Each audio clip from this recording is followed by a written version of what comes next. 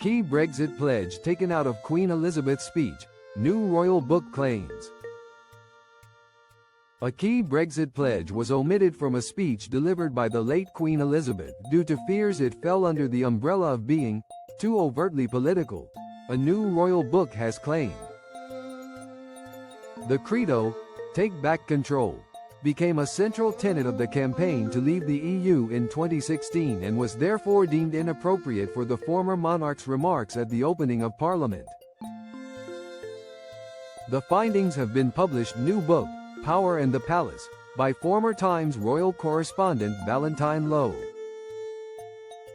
According to a Whitehall source, the monarch's duty to hold an apolitical role in proceedings sometimes led to tweaks being made in the Queen's speech.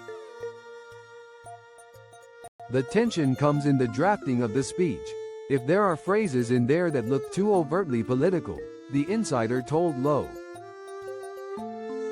When analyzing a speech, there could be an eyebrow raised at the other end of St. James's Park, which means,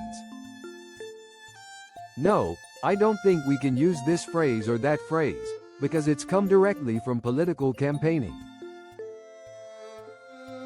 One such occasion concerned a reference to Brexit about taking back control, which was omitted by the palace.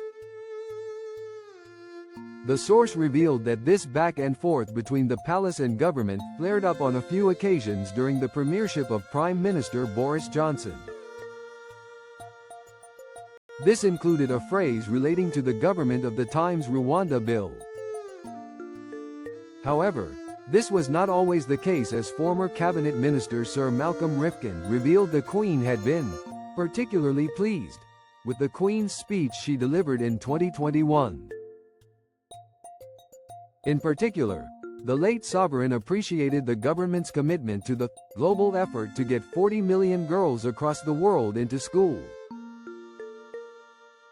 While on a visit to Sandringham, Sir Malcolm also divulged that the Queen had expressed positive feelings about her relationship with the then Prime Minister.